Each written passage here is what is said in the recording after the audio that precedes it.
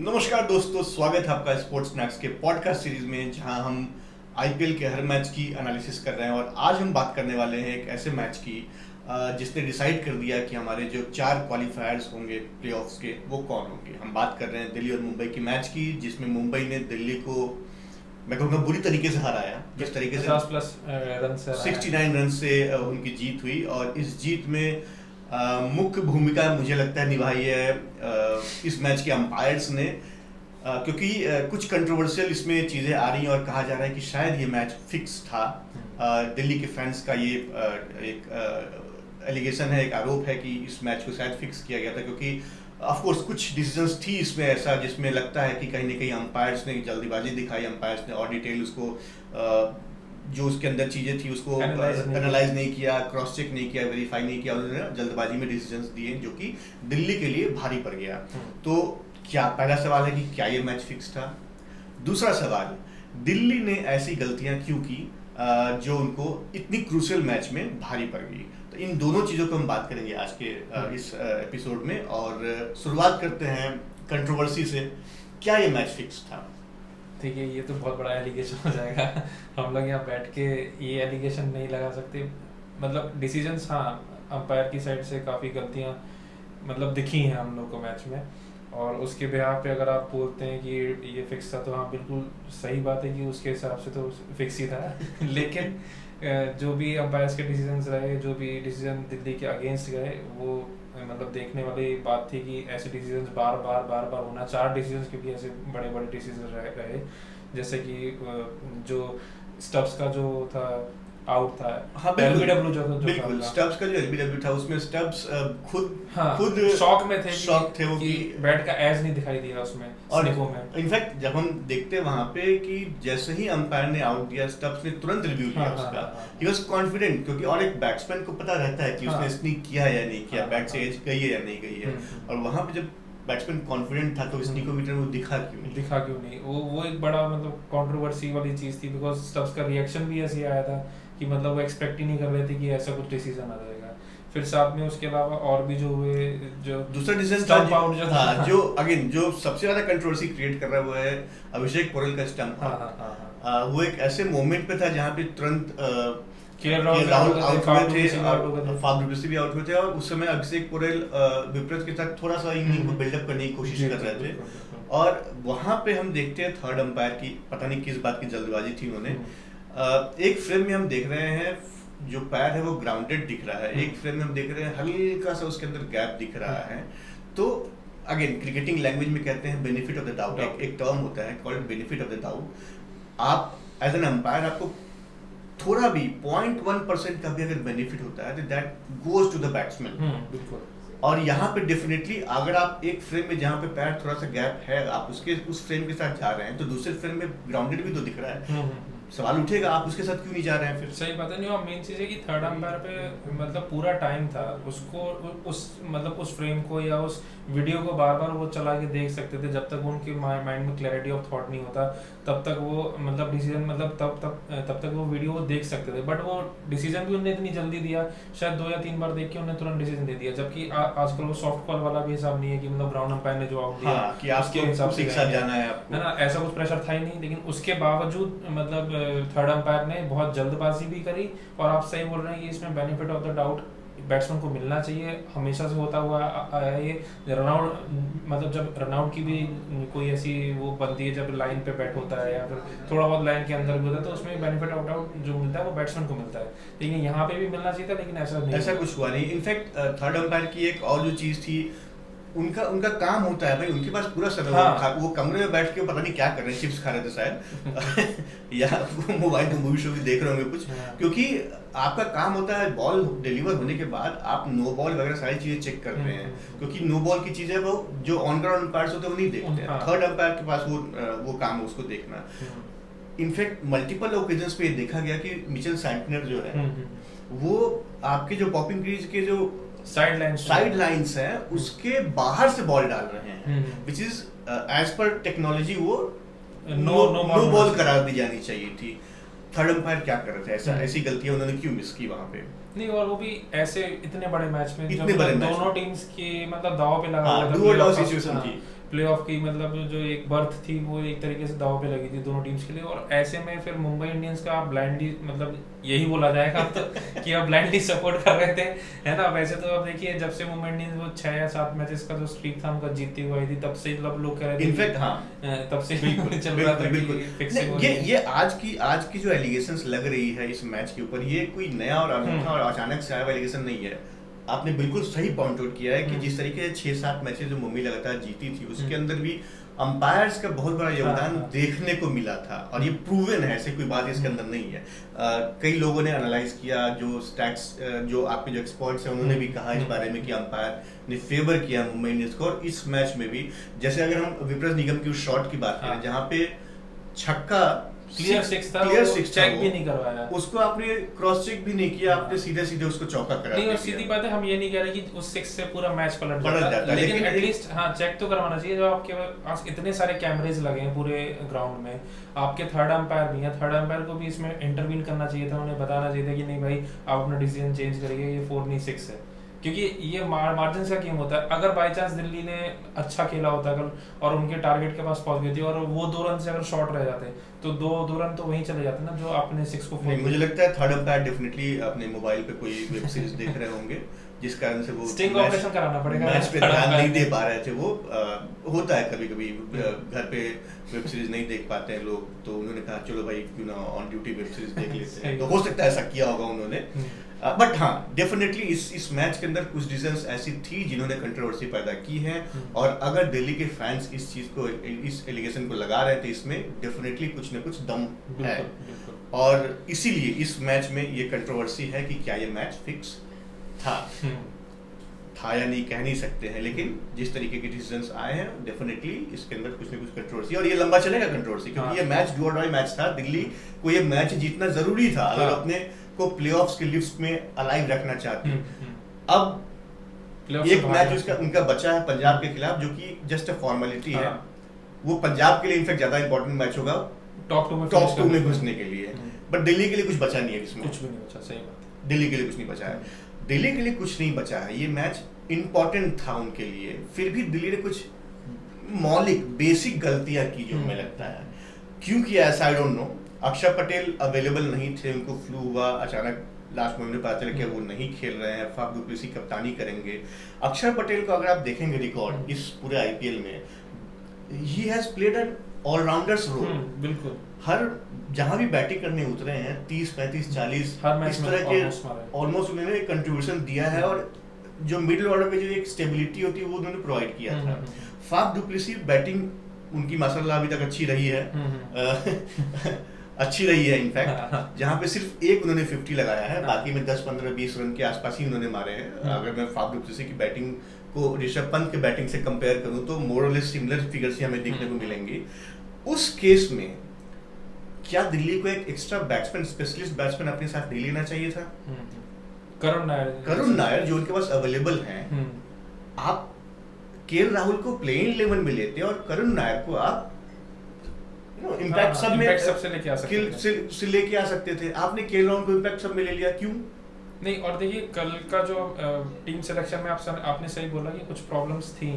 देखिए अक्षर पटेल एक स्पिनर थे, मतलब मेनली वो स्पिनर हैं जो बैटिंग भी कर सकते थे, ऑलराउंडर हम बिल्कुल मानते हैं उन्हें। आपने जब वो नहीं कल खेल रहे थे तो आपने एक ऑलराउंडर लिया जो फास्ट बॉलिंग ऑलराउंडर था, माधव को जो आपने दिया था टीम ने, वो एक फास्ट बॉलिंग ऑलराउंडर थे पहली चीज। तो अक्षर की जगह तो वो नहीं थे पहली चीज, क्योंकि वो स्पिन नहीं कर सकते। और फिर जब आपको माधव से बॉलिंग ही नहीं करानी थी तो आपने माधव को क्यों लिया, एक स्पेशलिस्ट बैट्समैन ही ले लेते फिर। प्रिसाइजली स्पेशलिस्ट बैट्समैन ले लेते। दूसरी चीज यहाँ पे ये है कि आपने अक्षर पटेल को रिप्लेस करना था, और अक्षर पटेल को ही रिप्लेस करते आप, क्योंकि ये पिच ऐसी पिच है जहाँ पे ग्रिप कर रही थी बॉल, ग्रिप करती है बॉल है। ये कोई अनोखा आज का पिच नहीं है, लोग जानते हैं वहाँ पे ग्रिप करती है बॉल। वहाँ पे ऑफ लेट आप इनिंग में जैसे आप आगे बढ़ते हैं 6 7 8 ओवर्स के बाद बॉल रुकनी शुरू हो जाती है, आप वहां पे पेसर को रिप्लेस कर रहे हैं, क्यों कर रहे हैं आप? मतलब ये बेसिक। और फिर उस पेसर का आपने यूज भी नहीं किया। अगर आपने एक ओवर भी करवाया होता उससे तो समझ में आता कि चलिए ठीक है आपने अक्षर पटेल की जगह उनको लिया तो आप उनसे बॉलिंग भी करवा रहे हैं। लेकिन आप जब बॉलिंग नहीं करवा रहे हैं तो करुण नायर एक एक्स्ट्रा बैट्समैन आप लेके चलते ले सकते थे। प्लस आपको ये चीज बता दें कि पिछले 2 दिन से वहाँ बारिश हो रही है, पिच अंडर कवर्स है, जब पिच अंडर कवर्स है तो पिच में नमी रहेगी तो बॉल ग्रिप करेगी। तो आपको पता था कि एक स्पिनर ही यहाँ पे काम आएगा। और मैं कह रहा हूँ चलिए स्पिनर आपके पास अक्षर पटेल नहीं थे उस टाइम पे, मोहित शर्मा को क्यों नहीं खिलाया? वो इतनी वेरिएशंस करते हैं अपनी बॉल में, उतनी ग्रिप करती है उनकी बॉल वहाँ पे, खासकर इस पिच पे जहाँ पे बॉल रुक के आ रही थी। मोहित शर्मा एक बहुत ही बेहतरीन विकल्प होते अगर वो प्लेइंग 11 में होते। और 2023 में गुजरात के लिए खेलते हुए इसी ग्राउंड पे अगेंस्ट मुंबई इंडियंस मोहित शर्मा को ऐसी ही कंडीशंस कुछ मिली थी जहां उन्होंने 5 विकेट लिए थे सिर्फ 10 रन पे अगेंस्ट मुंबई इंडियंस। क्यों दिल्ली, क्यों ऐसा क्यों किया आपने? मतलब ये तो क्लियर ही था आपके पास, आप चमीरा को बिठा सकते थे, बिल्कुल है ना, चमीरा को बिठा सकते थे, आपने चमीरा को भी नहीं बिठाया, आपने मोहित शर्मा को खिलाया नहीं, प्लेइंग 11 में नहीं लिया, इम्पैक्ट सब की लिस्ट में भी वो नहीं थे। और वो इतनी वेरिएशंस करते हैं। ये सवाल हम इसलिए उठा रहे हैं और ये सवाल वाजिब भी है क्योंकि आप अगर देखेंगे तो 18वें ओवर तक 132-135 रन के आसपास थी टीम। लास्ट के 2 ओवर में उन्होंने 48 रन मारे हैं। उन्होंने लास्ट के 2 ओवर में ही मैच जीत लिया, सही मायने में। आप सोचिए लास्ट के 2 ओवर में, एंड अगेन जब हम लास्ट के 2 ओवर की बात कर रहे हैं तो हम बात करेंगे सूर्य कुमार यादव की और हम बात करेंगे नमन धीर की। इन दोनों ने क्या बढ़िया बैटिंग किया। इनको पता था कि बॉल किस तरीके से आ रही है, इन्होंने समय दिया अपने आप को, इन्होंने परखा, ये जानते थे कि मैच को हम लास्ट तक लेके जाएंगे, ये जानते थे कि दिल्ली की बॉलिंग में वो धार नहीं है, स्पेशली मतलब स्लॉग ओवर्स में मिचेल स्टार्क नहीं है इनके पास, यॉर्कर फेंकने वाला कोई नहीं है, मोहित शर्मा नहीं है जो आपको वेरिएशन कर पाता था। तो आपने एक खुला मैदान दे दिया था मुंबई को कि आओ। और नहीं, और इसमें मैं सूर्य से ज्यादा तारीफ करूंगा नमन धीर, बिकॉज उनने सिर्फ 8 बॉल खेली, शायद उनमें 24-25 रन जो भी उन्होंने मारे, क्योंकि उनके लिए वो विकेट एकदम वो आए थे बैटिंग करने जैसे, है ना, बैटिंग करने आए थे, उन्हें दिख रहा था कि बॉल ग्रिप कर रही है, उसके बाद भी इतनी तेज खेलना, ऐसे विकेट पे इस स्ट्राइक रेट के साथ खेलना ही बहुत बड़ी बात है। चलिए सूर्य तो आपके 30-35 बॉल पहले खेल चुके थे, वो 50 रन बना चुके थे, वो सेट हो गए थे, उन्हें क्योंकि सेट होने में टाइम लगा था, उनकी भी शायद 35 या 36 बॉल में थी, जो कि सूर्य की इतनी होती नहीं है इतने ज्यादा बॉल्स में, लेकिन उन्होंने अपना टाइम लेके अपने आप को लास्ट मैच मतलब मुझे लगता है नमन के आते सूर्य ने बोल दिया कि बॉल रुक के आ रही है, शॉट्स रुक के मारना। तो उन्होंने पूरा मतलब टाइम लेके, हमें देखने को मिलता भी है क्योंकि जब नमन की जो पहला छक्का था, आई थिंक 18वें 18.2 18.3 बॉल पे जो मारा था छक्का मिड ऑफ के ऊपर, वो दिखता है उन्होंने शॉट को रोक के खेला था, बॉल को आने दिया और फिर मारा वो। तो डेफिनेटली यहाँ पे इन दोनों की बैटिंग की तारीफ करनी चाहिए, जितनी बुराई हम दिल्ली की बॉलिंग की कर सकते हैं उतनी तारीफ इनकी करनी चाहिए, बिल्कुल करनी चाहिए। एक तारीफ के हकदार और भी हैं और उनका नाम है हार्दिक पांड्या। उन्होंने एक चतुर कप्तान का उदाहरण पेश किया यहाँ पे। इस सिचुएशन में कैसे आपको कप्तानी करनी चाहिए, एक क्रूशियल मैच में किस तरीके से टीम को, आपने मैच के दौरान देखा भी होगा, वो एनर्जी करके पूरे टीम मेंबर्स को एनर्जाइज कर रहे थे, चीयर अप कर रहे थे, किसी को भी ये एक थोड़ा सा भी हिंट नहीं आने दे रहे थे कि हमें डल पड़ना है, या फिर पूरे मोमेंटम को उन्होंने बना के रखा नहीं। और आपका बॉडी लैंग्वेज भी काफी मतलब चीजों को आपके मतलब उसमें डाल देता है, आपकी उसमें डाल देता है कि हाँ अब आप कुछ कर सकते हैं। बिल्कुल। तो देखिए अगर वहाँ बॉडी लैंग्वेज अब उनकी टीम का अगर लो भी हो रहा था तो वो एनर्जाइज, आपने जैसे कि बोला कि मतलब बार बार पंप अप कर रहे थे टीम को, है ना, तो उससे काफी फर्क पड़ जाता है। बिल्कुल। हाँ, तो वही चीज हमने को देखी। और ये भी, और इसका इम्पैक्ट क्या था कि हम देखते हैं कि वहां पे जैसे ही के राहुल आउट होते हैं तुरंत उन्होंने अटैकिंग फील्ड डाल दिया। हाँ। और विल जैक्स को बॉल थमा दी अभिषेक पोरेल के अगेंस्ट, और उन्होंने हमेशा के लेफ्टी के सामने वो एक अपना ऑफ स्पिनर ये विल जैक्स को लेके आते हैं, और विल जैक्स बीच में एक आध किसी मैच में वो मतलब मैन ऑफ द मैच भी बने अपनी बॉलिंग की वजह से, बिकॉज वो अपनी बॉलिंग से लेफ्ट हैंडर्स को मतलब आउट करते हैं। उस समय अगेन मतलब एक पल को लगा कि शायद ये टेस्ट मैच चल रहा है, जिस तरीके से उन्होंने फील्डिंग सेट की हुई थी अभिषेक पोरेल के खिलाफ।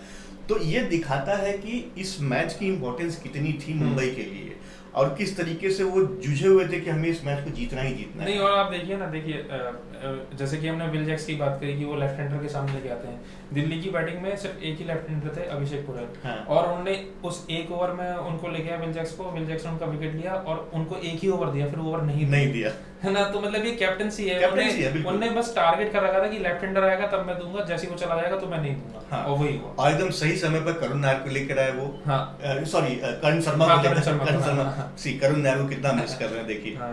बट दिल्ली वाले नहीं मिस और कर जबकि पा रहे। लास्ट मैच में करुण नायर नहीं, करुण नायर ने जब मुंबई के अगेंस्ट खेले थे, जो हाँ, इनिंग्स थी वो 85-80 हाँ, रन की, कितनी बेहतरीन इनिंग्स हाँ, थी। अरे उस मैच में भी कर्ण शर्मा ने ही उनको आउट हाँ, किया हाँ, था। हाँ, हाँ, तो इस मैच में भी कर्ण शर्मा को जब लेके आते हैं तो वो मैच को समेट के वापस उन्होंने नहीं खराब नहीं, कर मतलब उन्हें आउट तो शायद मिचेल सैंटनर ने किया था, बोल्ड हुए थे वो, मिचेल सैंटनर की बॉल पे बोल्ड हुए थे, लेकिन उस मैच में करुण नायर ने जो इनिंग्स खेली, हाँ, मतलब जसप्रीत को भी उनने इतना अच्छा मारा था और वो बोल्ड गुस्सा को भी भी। हो गए थे। हाँ। बोल्ड को ही मारा था, सबको मारा था उन्होंने, तो मतलब वो फ्लो में उस मैच में बहुत दिखे थे। तो ऑफ कोर्स करुण नायर को इस मैच में खेलना चाहिए था, शायद परिणाम कुछ और होता। हाँ, और शायद अगर अक्षर पटेल खेले तो भी शायद कुछ परिणाम हो सकता हाँ, है, क्योंकि हमने देखा मिचेल सैंटनर ने 4 ओवर में 11 रन दिए, हम्म। लेफ्ट आर्म स्पिनर, उनकी बॉल रुक के आ रही थी, स्पिन भी कर रही थी, ऐसे विकेट पे अक्षर पटेल भी अच्छी बॉलिंग करा रहे थे। बिल्कुल। लेकिन अक्षर पटेल नहीं थे, कुछ नहीं हो पाया। लेकिन अक्षर पटेल ये है, आपने मोहित शर्मा का आपके पास ऑप्शन था, आपने लिया नहीं उन्हें, तो फिर ऐसे में तो फिर यही होता है। हाँ, तो जिस तरीके से मुंबई ने अपनी पूरा जी जान झोंक दिया था, जिस तरीके से उनके बॉलर्स ने सपोर्ट किया, जिस तरीके से उनकी, आप 18वें ओवर तक 130-135 रन पे थे, लेकिन आप 20वें ओवर खत्म करते करते 180 पहुंच गए। हाँ। तो बैटिंग ने कितना बढ़िया योगदान दिया वहां पे, और वैसे ही उसी स्कोर को बॉलिंग जो आपकी बॉलिंग स्क्वाड है उन्होंने कितना बढ़िया उसको डिफेंड नहीं, किया। और देखिए इसमें ये भी चीज़ थी ना कि हम लोग हमेशा बोलते हैं कि जैसे कोई विकेट ऐसा होता है जो स्लो होता है, होल्ड कर रही होती है बॉल, होल्ड कर रही होती है बॉल, ऐसे विकेट पर अगर आपने 180 बना ली ना तो वो एटलीस्ट 220 के बराबर है। हाँ बिल्कुल। और ये बिल्कुल। चीज सूर्य कुमार ने खुद बोली थी, खुद बोला था कि हम 20-25 रन हाँ, एक्स्ट्रा में extra बनाए है, हैं, हम क्योंकि- तो 150 मान के चल हाँ, रहे थे। क्योंकि 150-160 का ही विकेट था ये, बिल्कुल। लेकिन आपने एक्स्ट्रा रन दिए 20-25 रन, तो उसके चक्कर में आप हार गए। बिल्कुल। सीधी बात। तो कुल मिला के कहानी ये है कि कंट्रोवर्सी अपनी जगह है, कंट्रोवर्सी हुई है, डेफिनेटली हुई है, इस मैच के अंदर कुछ कंट्रोवर्शियल डिसीजंस हुए हैं, लेकिन हम इस बात से इनकार नहीं कर सकते कि दिल्ली एक कमजोर टीम लेके उतरी थी। दिल्ली के पास कोई स्ट्रैटेजी नहीं था इस मैच को खेलने का, जबकि एक क्रूशियल मैच था।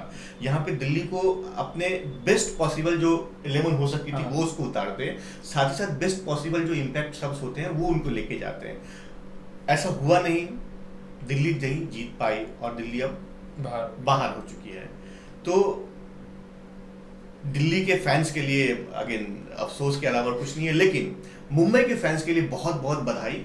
उनकी टीम ने बहुत अच्छा किया, उन्होंने हर, अगर हम फील्डिंग को थोड़े बहुत छोड़ दें क्योंकि उन्होंने कुछ कैच छूटे थे उनके एंड से, बट अगर कोशिश करें कि दिल्ली मैच में आ जाए बट अगर हम फील्डिंग को थोड़ा बहुत अगर साइड कर दें तो बाकी के सारे जो पैरामीटर्स होते हैं वहां पे मुंबई ने बहुत ही अच्छा परफॉर्मेंस दिया है।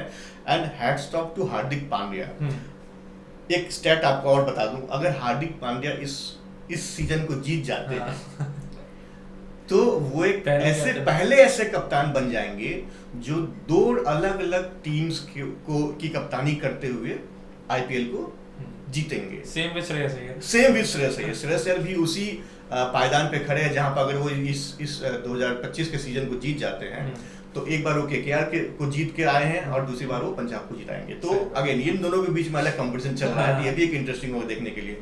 बट फिलहाल 4 टीमें फाइनल हो चुकी हैं जो प्लेऑफ्स की जो क्वालिफिकेशन है उसके लिए। अब इसमें देखना ये है कि टॉप 2 टीम्स कौन सी होंगी, क्योंकि टॉप 2 टीम्स अगर आप बनते हैं तो आपके पास एक एक्स्ट्रा मैच होता है अपने आप को फाइनल में जाने के लिए।